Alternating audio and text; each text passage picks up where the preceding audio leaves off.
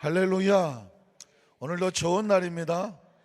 여러분의 눈빛을 보면 좋은 날인지 아는데 어떠십니까? 눈이 좀 반짝반짝 하십니까? 하루도 벅차고 설렘 기대음 가지고 하루를 꿈을 꾸십시오. 기대하십시오. 상상하십시오. 그리고 입술로 선포하십시오. 왜냐하면 오늘 하루는 여러분이 기대하는 그것과 하나님의 마음이 맞아서 아름답고 복된 날이 될 것을 믿습니다. 어차피 주어진 24시간인데 이렇게 하나님 앞에 예배를 출발하면서 하나님의 성령이 주시는 말씀을 가슴에 끌어안고 하루를 출발하면 분명히 멋지고 아름답고 축복된 날이 될 것을 믿습니다. 한번 따라 하실까요? 명철을 구할 줄 아는 것이 무엇입니다? 축복입니다. 명철을 구할 줄 안다는 것, 그것이 바로 축복입니다. 이런 제목으로 말씀의 은혜를 나누기 원합니다. 여러분, 이번 주 내내 머릿속에서 귓전에서 떠나지 않는 단어가 명철이죠. 명철. 명철의 뜻을 아셨죠? 하나님이 주시는 지혜로 인해서 그 어떤 상황 속에서 올바르게 판단하고 분별해낼 수 있는 능력을 뭐라고 말한다고요? 명철이다 라고 말했습니다. 그런데 명철은 어디서 오는가 그랬더니 그 명철은 하나님의 말씀 속에서 온다는 거예요. 왜냐하면 하나님의 말씀은 하나님의 마음이거든요. 제가 늘 여러분 말씀드렸죠. 저는 이 강단에서 무엇을 해야 되는가 고민하지 않을 수 없었겠죠. 설교학적으로 무슨 학문적으로 접근해야 되는가. 어느 하나님께 주신 것은 뭐냐면 성경 속에서 하나님의 마음이 그냥 차고 오르는 것을 느껴지게 됐습니다. 그리고 깨달아진 것이 있습니다. 강단에 선포하는 것은 하나님의 마음을 우리 사랑하는 성도들에게 그대로 전해주는 것이다. 왜냐하면 우린 무엇을 안고 살아가냐면 하나님의 마음을 안고 사는 것 아니겠습니까? 예수님은 하나님의 마음이 아니던가요? 하나님께서 세상을 이처럼 사랑하셔서 독생자 예수 그를 보내주셨습니다. 누구를 보냈습니까? 하나님의 마음을 품어 보내셨습니다. 하나님의 마음을 예수님 가르쳐 주셨습니다. 행하셨습니다. 보이셨습니다. 그리고 말씀하셨습니다. 너희도 이 마음을 품어라. 예수님께서 승천하시고 다시 오신다면 그 마음을 가진 자들을 찾으러 오시는 줄로 믿습니다. 그래서 구약 성경 속에서도 하나님의 말씀을 주야로 묵상하면서 읊조렸던 믿음의 선배가 있는데 누굴까요? 다윗이었습니다. 여러분, 그냥 다윗이 그냥 하나님의 마음에 합한 분이 아니었었습니다. 늘 하나님의 말씀을 어려서부터 읊조리면서 마음속에 새기고 고백하고 늘 품고 꿈꾸고 생각하고 있었다는 것을 발견하게 되죠. 그리고 그 말씀을 반드시 지켜내야 그것이 명철이 삶의 현장 속에서 적용이 되는 것입니다. 여러분, 잠언 2장 3절로 6절에 보면 그래서 하나님의 사람들은 명철을 찾아 나서라. 한번 따라하세요. 명철을 소리질러 찾아 나서라. 자, 같이 읽어볼까요? 지식을 불러 구함. 지식을 구하는데 그 지식을 불러대는 것입니다. 명철을 얻으려고 소리를 높여요. 명철이 어디 있습니까? 지식이 어디 있습니까? 지식이 있는 곳이라고 하면 들어보셨습니까? 무조건 태평양을 건너서. 잘 모르시는구나. 무조건 지식이 있는 곳, 명철이 있는 곳이면 어떻게 해요? 그것을 얻으려고 소리를 높이며 간다는 것이죠. 그 다음 은을 구하는 것 같이 그것을 구하며 감추어진 보배를 찾는 것 같이 무엇을 찾아요? 지혜를 찾고 지식을 찾고 명철을 얻을 수 있으면 찾아가라. 야훼 경외하기를 깨달으며 하나님을 알게 되리니 대저 야훼는 지혜를 주시며 지식과 명철을 그 입에서 내신다. 그러니까 하나님의 말씀을 취하로 상고하고 묵상하며 듣고 읽고 가슴에 새기는 이유는 뭐냐면 말씀을 읽을수록 묵상할수록 읊조릴수록 가까이 갈수록 그 속에서 명철이 나오는 거죠. 지혜가 나오는 것입니다. 그러니까 여러분, 우리의 자녀들에게 좋은 대학교, 좋은 대학원에 많은 것을 가르쳐야죠. 능력을 갖춰야 되겠죠. 그러나 그 모든 것을 통제하고 지배하면서 지혜롭게 하고 명철하게 하려면 하나님의 말씀을 가르쳐야 되고 하나님 말씀을 읊조리게 해야 되고 하나님 말씀이 마음판에 새겨져야 되고요. 그 말씀이 통제하고 지배하고 다스리게 해야 됩니다. 우리 아이들뿐만 아니라 저와 여러분도 마찬가지입니다. 늘 말씀이 마음판에 있어야 그것이 하나님의 제 명철을 얻게 하는 줄로 믿습니다. 제가 강동에 있었을 때에 깜짝 놀랄 메일로 온 편지 하나를 받았는데 보니까 일본에 아직 얼굴도 모르고 이름도 잘 모르는 일본에 한 5-6명의 가정이 제가 강단에 설교한 그 홈페이지에 올라오는 그 설교를 가지고 일본에서 지역 이름도 생소하고 잘 모르는 분들인데 거기서 5 가정이 예배를 주일마다 예배를 드린다는 것입니다. 그러니까 그 교회를 찾아가려면 승용차로 2시간 이상씩 가야 되는 곳이라 너무 힘들고, 그러다가 어떻게 말씀을 듣게 됐는데 그 말씀이 그 사람들에게는 은혜가 되어줘서 6가정이 주일이면 그 집 성도 집사님이라고 하더라고요. 그 집사님 집에 모인다는 것입니다. 그러면서 하는 이야기가 뭐냐면 늘 이 말씀을 들어야 되겠사오니 목사님 부탁이 있습니다. 그 설교 말씀 밑에 일본말로 자막을 좀 만들어서 띄우면 안 되겠냐고 그러는데, 근데 그 설교의 자막을 일본말로 때로 영어로 띄운다는 게 쉽지가 않아요. 상당한 기술을 요구하는 것이니까 시간도 이용하고. 그러면서 하는 소리가 지금은 그렇게 할 수 없어서 그 일본 사람들은 사실 한국말을 잘 이해 못하는 사람도 많다는 것입니다. 대여섯 가정 속에서. 그래서 이 한국 집사님이 일본말로 그 설교를 들으면서 나름 동시통역을 하고 있는 거예요. 그게 그러다가 보니까 많은 부분을 알려줄 수 없어서 자막을 좀 띄워주십시오라고 부탁이 왔던 것이 기억이 납니다. 최근에는요, 이제 여러분 이제 제가 다 이번 주일 되면 주보에 이렇게 포스터가 나오겠는데, 캐나다의 토론토라는 곳에서 영성 순복음교회가 있는데 그곳에서도 그 전부터 저한테 늘 한번 부흥회를 한번 와달라고 가만히 따져보니까 2002년도부터 그랬던 것 같아요. 미국에 있을 때인데 그때 제가 여러 가지 사정에서 여건이 아니라 영주권 이런 문제에서 나갈 수가 없어서 못 갔던 기억이 있는데, 그 이후에도 계속해서 목사님 꼭 오셔야 됩니다. 저희 상도들이 사모합니다. 그래서 네, 캐나다 가기가 쉽습니까? 전 비행기 타는 거 별로 안 좋아해요. 미국에서 하도 비행기를 많이 타갖고 지금도 별로, 제주도 가자면 저를 고개 흘러흔들어요. 제주도 가는 비행기도 싫어요. 그래서 제주도 한번 갔으면 가. 안 가. 비행기를 별로 타는 거 별로 안 좋아해요. 이상하게 별로 안 좋더라고요. 그런데 깜짝 놀란 것은 제가 이제 우리 자녀들한테 지난번에 그 교구협회 때 말씀을 드렸는데 가기로 했는데 이유는 딴 게 아닙니다.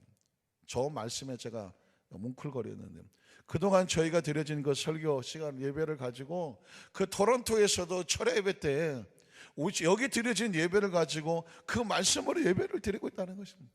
그래서 그 지역의 성도들이 우리 교회를 모르는 분이 없고 그 저를 모르는 사람이 없다고 지금 벌써 그냥 포스터 만들어서 그 캐나다 토론토 지역에 그냥 전면 광고를 내기를 시작을 하고 있더라고요. 그때 깨달은 게 뭐냐면, 그러니까 하나님의 말씀이 살아야 되겠다고, 생명을 살리고 본인들에게 은혜가 되고 그것이 명철이 되고 지혜가 되고 하나님 생명의 말씀이라고 믿으니까 일본에서도 그렇고 캐나다에서도 그렇고, 그게 우리는 전혀 모르는 것인데, 저는 전혀 모르는 것인데 그 말씀을 붙잡고 살겠다고요. 사실 그 강동에 있을 때는 어떤 프로그램이 있었냐면, 우리가 홈페이지에 설교가 올라가면 전 세계에서 접속해서 들어와서 그 설교를 듣고 가는 사람들의 숫자가 떠올라요. 숫자가 떠오르고 그 다음에 지역이 떠올라요. 세계 지도가 있으면 어느 지역에서 와서 여기에 링크가 돼갖고 어떻게 설교를 듣고 있는지 그 숫자가 나오는데요, 수천 명이 들어와서 링크를 합니다. 전 세계에서. 지역 이름도 몰라요. 아프리카도 있고 미국도 있고 저 유럽도 있고 그러는데 깜짝 놀란 상황입니다. 그래서 신기할 정도로 해서 매달 그 링크된 숫자를 가지고 보면 수천 명이에요. 그러니까 그 얘기를 들으면서 뭘 느끼게 되냐면 그만큼 갈급한 거예요.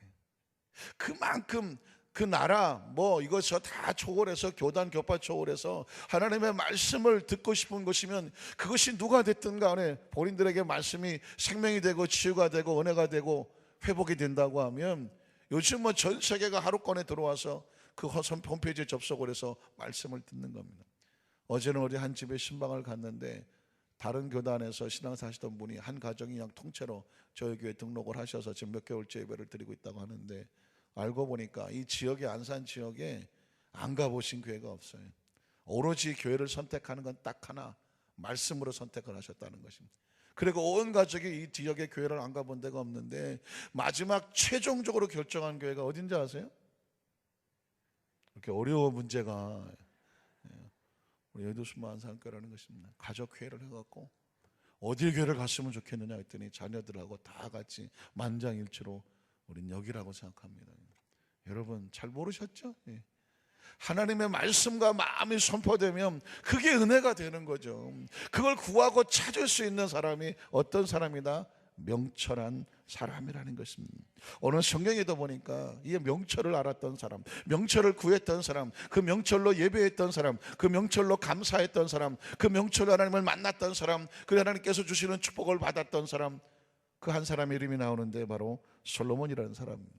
우리는 첫 번째로 솔로몬의 1000번째 제사를 한번 살펴보겠습니다. 열왕기상 3장 4절에 보니까 이에 왕이 제사하러 기브온으로 가니 거기는 산당이 큼이라 솔로몬의 그 제단에서 1000번제를 드렸더라. 자, 솔로몬의 1000번제를 모르는 사람은 없습니다. 번제의 목적이 뭡니까? 예배의 목적이 뭘까요? 이건 감사거든요. 어린 나이에 솔로몬은 다윗의 장자가 아닙니다. 많은 형제들 중 이복 형제들 중에서 거의 끄트머리에 있는 것이고 아시는 것처럼 바세바의 아들입니다.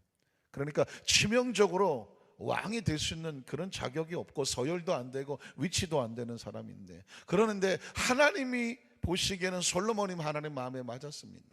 솔로몬이 자신의 왕위에 오르자 기가 막히지 않겠습니까? 눈물 나지 않겠습니까? 어떻게 자기가 왕위에 오릅니까? 그 다윗의 뒤를 이어서 그가 왕이 되자마자 제일 먼저 건 두렵고 떨리는 마음으로 하나님 앞에 1000번의 감사의 제사를 드리는 것이었습니다. 감사는 누가 할 수 있느냐? 명철한 자가 하는 것이죠. 감사 아무나 합니까? 못합니다. 자기가 어떤 위치에 있는지를 깨닫는 사람, 내가 받은 은혜가 무엇인지를 아는 사람, 이건 내가 받을 거 받은 거고 재수가 좋고 운이 좋았어 라고 하는 것이 아니라 이건 도무지 감당할 수 없는 건데, 하나님의 은혜가 아니면 안 되는 건데, 그걸 깨닫는 사람이 감사할 수 있는 것이고, 감사의 제사를 그것도 한두 번이 아니고 1000번제를 드렸다는 것은 이 솔로몬의 바닥서부터 올라오르는 그 간절한 감사의 심정이 하늘에 닿고 있는 것이죠. 그걸 일컬어서 저는 명철이라고 부르고 싶습니다. 두 번째로 이 감사의 예배 가운데 임재하신 하나님의 모습은 바로 5절에 있습니다. 5절에 보니까 기브온에서 밤에 야훼께서 솔로몬의 꿈에 나타나셨다라고. 이 꿈이라고 하는 단어는 무엇일까요? 꿈이라고 하는 것은 여러분 하나님과 이게 3차원과 4차원이 만나는 공간이 4가지가 있습니다. 꿈에 만날 수 있고요, 생각에 만날 수 있고, 입술로 만나요, 언어의 고백으로 만날 수 있고, 그리고 믿음으로 만나는, 그게 4차원의 영성입니다. 제가 조영기 목사님 그 4차원의 영성 보면 아주 절묘하고 기가 막히고 놀랍습니다. 왜냐하면 이 하늘의 영적인 세계는 이 4차원과 우리의 삶의 3차원하고 만나지는 영역이 있는데, 그게 4가지 영역, 이거밖에 없어요. 꿈을 통해서 만나는 거예요. 왜냐하면 하나님께서 성경 속에서 하나님 백성을 만날 때 어디서 통해서 만납니까? 꿈 속에서 만나거든요. 그러니까 인간은 3차원적이, 제가 그런 얘기 하는 건 제가 만든 말이에요. 3+4라고 말. 인간은 뭐냐? 3차원 플러스 4차원인데 3차원은 육체고 4차원은 영이란 말입니다. 그러니까 다른 동물과 다르게 인간은 3+4예요. 3차원적인 존재면서 4차원적인 존재예요. 믿으십니까? 남의 얘기하는 것 같은 느낌인데 지금. 그러니까 존재 자체를 절대로 우습게 보면 안 돼요.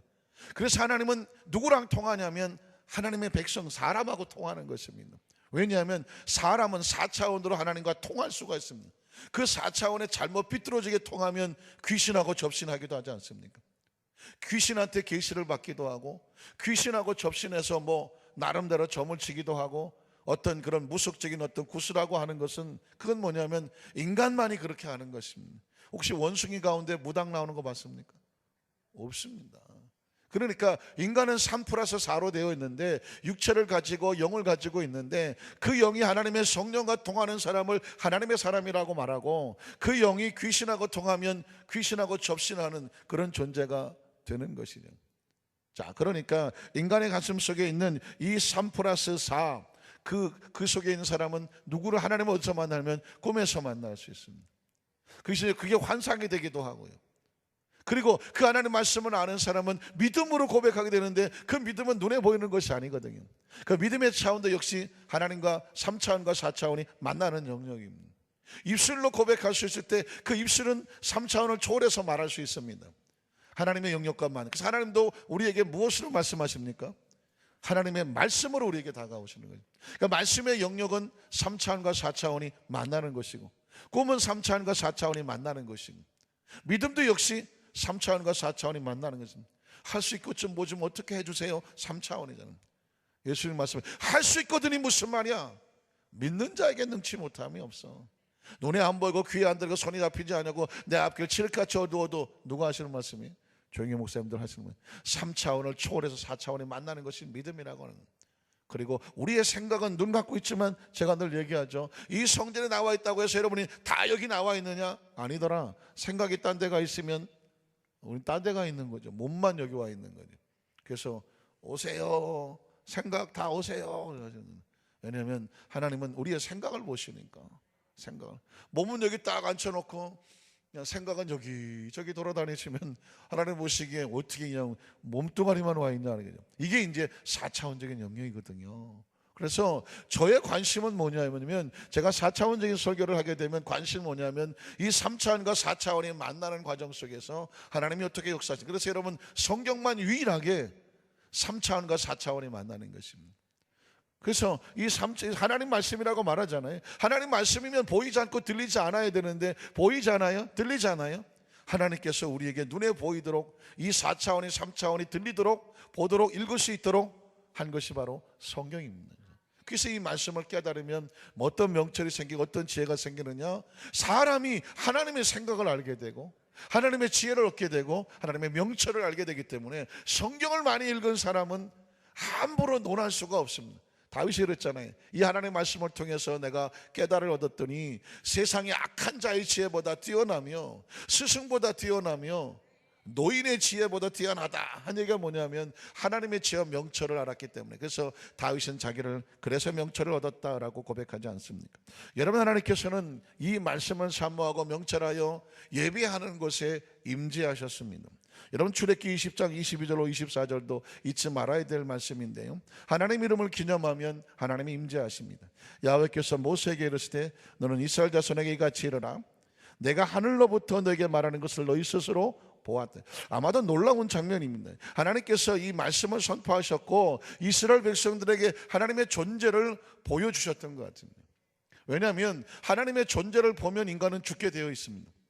빛을 보면 어둠이 떨어져 나가는 것처럼 하나님의 거룩한 신성 앞에 죄성을 가진 인간이 하나님의 면전을 볼 수가 없었습니다. 그런데 하나님이 어떤 모습을 눈에 보이도록 이스라엘 백성들에게 아마 하나님께서 말씀의 계명을 주실 때에 존재를 드러내셨던 것 같습니다.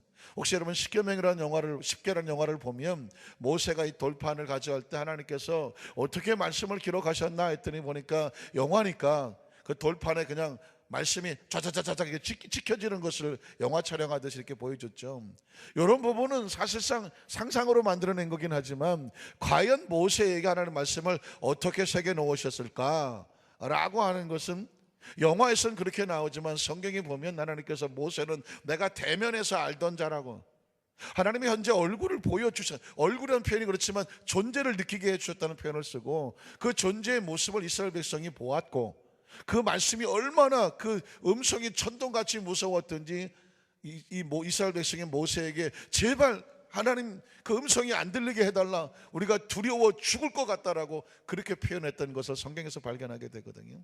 어쨌든 이렇게 하나님의 말씀, 하나님을 만나게 되면 어떤 일이 벌어지냐면 이스라엘 백성들은 사실상 죽어마땅한 존재가 되는데 그 절을 한번 생각하고 그 절수를 보세요. 내가 하늘로부터 너에게 말하는 것을 너희가 스스로 보았다. 자, 이것도 아까 한번 거기 더 띄워보세요. 그것도 역시 제가 늘 말하는 것처럼 3차원과 4차원입니다. 하늘은 4차원이죠. 꼭 기억하셔야 돼요. 성경에 하늘이라고 말하면 공중에 이 스카이를 말하는 게 아니에요. 하나님께서 어디 하늘 어디 계시겠지 이게 아닙니다. 기억하셔야 돼요. 여기서 말하는 하늘이라는 것은 그냥 뭐 헤븐이라고 할까요? 하나님 이 3차원 바깥을 말하는 것입니다. 그러니까 하나님 차원에서 너희에게 말한다. 너희는 3차원이죠. 그러니까 성경은 3차원과 4차원을 막 섞어놨어요.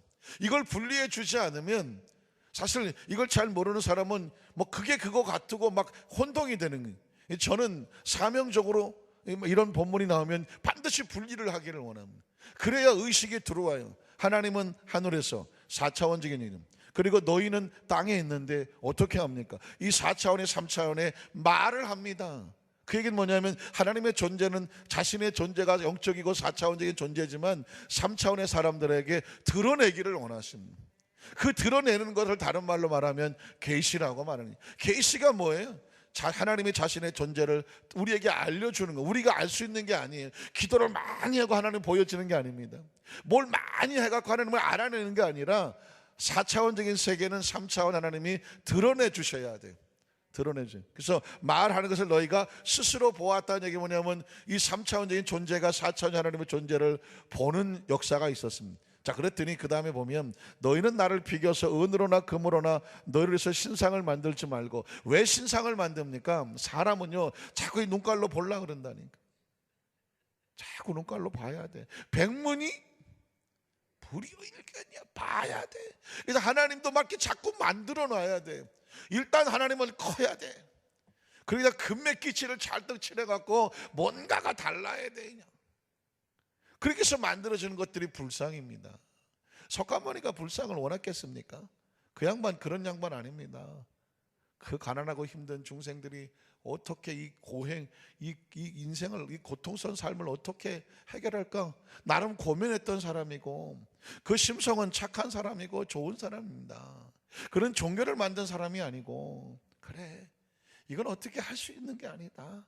육체가 힘드니까 마음으로 이걸 이겨내야 된다. 그래서 해탈하고 인생은 무다 하면서 사람들에게 중생을 제도하려고 했던 분이지, 무슨 종교를 만들어서 불상을 만들어 갖고 이거 달라고, 이거 아닙니다. 그거 아니에요. 그거 아니에요. 그래서 불교도 소승불교, 대승불교에 있어서 서로 아니라고 얘기를 합니다. 석가모니는 종교를 만드신 분이 아니에요. 그냥 어떻게든지 사람들의 마음을, 생각을 잘 다스려서 현실을 이겨내도록 만든 분이지 종교를 만든 분은 절대로 아니다. 그런 상황이죠.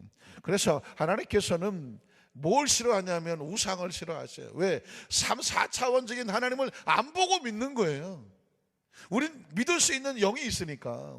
그런데 자꾸 육신의 눈은 확인하려고 하고 만져보려고 하고 느껴보려고 하는 거예요. 하나님은 몸으로 느끼는 것이 아니라 영으로 느끼는 것입니다. 그 다음 절 한번 볼까요? 그래서 은으로나 금으로나 하지 말고 내게 단을 쌓고 그 위에 내 양과 소로 번제 화목제로 하나님께 예배로 만나는 것입니다. 내가 내 이름을 기념하게 하는 모든, 그러니까 예배는 하나님을 기념하는 모든 곳에 내게 임재하여 복을 주겠다라고 말하는 것입니다. 그러니까 하나님을 만나는 사람은 예배 가운데 만나는 것입니다. 그리고 그 감사의 제사 가운데 만난다는 것입니다. 세 번째로 하나님께서는 임재하셔서 어떻게 합니까? 열왕 3장 6절로 9절에 보니까 임재 가운데 인간은 하나님 앞에 제단을 쌓고 뭘 하냐면 기도하죠. 기도는 우리의 사정을 하나님께 아뢰고 그분의 은혜를 구하는 건데, 솔로몬의 한번 강구를 들어볼까요? 솔로몬이 이르되 주의 종 내 아버지 다윗의 성실과 여기에 포인트는 뭐냐면 솔로몬은 딱 두 가지를 구별하고 있는데, 하나님의 영역은 주인이라고 말합니다. 그리고 이따가 나오겠지만 자신은 종이라고 말합니다. 자기가 왕인데, 그러나 하나님과의 관계 속에서는 철저하게 하나님은 주인입니다 라고 말하고요, 자기는 그 앞에서 종이라고 하는 관계를 정확하게 설정하고 있습니다. 자, 그런 관점에 보면 솔로몬이 이르되 주의 종 내 아버지 다윗의 성실과 공의와 정직한 마음으로 주와 함께, 계속 주라는 단어가 나옵니다. 주와 함께 주 앞에서 행함으로 주께서 그에게 큰 은혜를 베푸셨고, 또 주께서 또 그를 위하여서도 이 큰 은혜를 항상 주사 오늘과 같이 그의 자리에 앉을 아들을 그에게 주셨나이다. 나의 하나님 야훼여 주께서 자기를 뭐라 그래요? 종으로. 그냥 철저하게 하나님과 자신의 관계를, 그분은 주인이, 나의 모든 걸 속하게 하시는 주인이고 나는 그분 안에 있는 종이라는 것을 이 어린 나이에 솔로몬은 놀랍게 정확하게 고백을 합니다. 종으로 종의 아버지 다윗을 대신하여 왕이 되게 하셨사오나 종은 작은 아이라 출입할 줄을 알지도 못하고 왕께서 택하신 백성 가운데 있나이다. 그들은 큰 백성이라 수요가 많아서 셀 수도 없고 기록할 수도 없사오니 누가 주의 이 많은 백성을 재판할 수가 있겠습니까? 무엇을 달래요? 듣는 마음을 종에게 주셔서 주의 백성을 재판하여 선악을 뭐하게 하십시오? 분별하게 하시옵소서. 듣는 마음을 주셔서 분별하게 하시옵소서. 그냥 뭉퉁거려서 솔로몬은 지혜를 구했다고 말했는데 좀 더 알아보니까 하나님의 지혜를 가지고 뭐 하려고 하느냐? 올바른 판단과 분별력을 가진 명철하고 싶은 거죠. 제가 어저께 그랬죠. 솔로몬의 지혜를 분석한다. 그 내용은 명철이었습니다.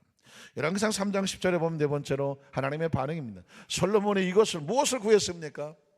하나님의 지혜를 가지고 듣는 마음을 가지고 올바로 판단하고 분별하고 싶었습니다. 명철을 구했다는 것입니다. 지혜가 어떤 그런 마치 학식과 같이 이런 큰 테두리라고 한다고 하면 그 지혜 가지고 뭐 하려고? 올바로 판단하고 분별하려는 명철하려고 하는 것입니다. 그 말씀이 주의 마음에 들었습니다. 하나님은 이 명철하고자 하는 사람의 명철의 이유를 알고 목적을 알고 구하는 사람이 하나님 마음에 맞는 거죠. 그래서 마지막 다섯 번째는 그 명철을 구하는 데 축복은 11절로 15절인데요. 이 하나님의 그에게 이르시되 내가 이것을 무엇을 구했어요? 지혜와 함께 명철을 구했는데 그게 자기를 위해서 장수하기를 구하지 아니하며 부도 구하지 아니하며 자기 원수의 생명을 멸하기도 구하지 아니하고 오직 송사를 듣고 분별해내는 지혜, 그 내용을 전체적으로 포괄적으로 명철입니다. 명철하면 나머지는 다 따라온다는 것이죠. 내가 내 말대로 하여 내게 지혜롭고 총명한 마음, 이 한마디로 말하면 명철한 마음입니다. 지혜롭고 총명한 마음을 주노니 내 앞에서 너와 같은 자가 없었거늘 내 뒤에도 너와 같은 자 일어남이 없으리라. 내가 구하지 아니한 부귀와 영광도 내게 주니, 명철을 구하면 따라오는 것들이죠. 내 평생의 왕들 중에 너와 같은 자가 없을 것이라. 내가 만일 내 아버지, 그러나 그 명철한 자는 이것을 행하죠. 내가 만일 내 아버지 다윗이 행한 것 같이 내 길로 행하며. 자, 왜 분별? 내 길 어떻게 가요? 분별하니까 내 법도와 명령을 지키면 내가 또 내 날을 길게 하냐. 생명도 명철에서 오는 것입니다. 솔로몬이 깨어보니 꿈이더라. 이 예루살렘으로 야훼 언약궤 앞에 서서 번제와 감사, 역시 솔로몬은 그의 삶이 감사의 예배의 삶이었다고 볼 수 있죠. 그리고 모든 신하들을 위해서 잔치하였더라. 말씀을 정리합니다. 사랑하는 성도 여러분, 중요한 것이 위에 더 중요한 것이 있고 또 중요한 것이 있다고 한다면 가장 제상위에 있는 것은 명철이었습니다. 하나님의 지혜를 가지고 듣는 마음을 가지고 올바로 분별해내는 것입니다. 이건 학생들만 위한 것은 절대로 아니죠. 이 땅의 삶을 살아가는 모든 그리스도인들, 저를 포함해서 우리 모두에게 절실하게 필요한 것입니다. 이제 이후에 오늘 저와 여러분의 삶도 이제까지 그랬겠지만 하나님의 지혜와 명철을 가지고 듣는 마음을 주셔서 명철하게 하여 주시옵소서. 명철을 구하면 나머지는 다 따라오더라는 것입니다. 우리 성도들, 우리 모든 성도들 가운데, 우리 자녀들 가운데 이 은혜가 임하시기를 주의 이름으로 축복합니다.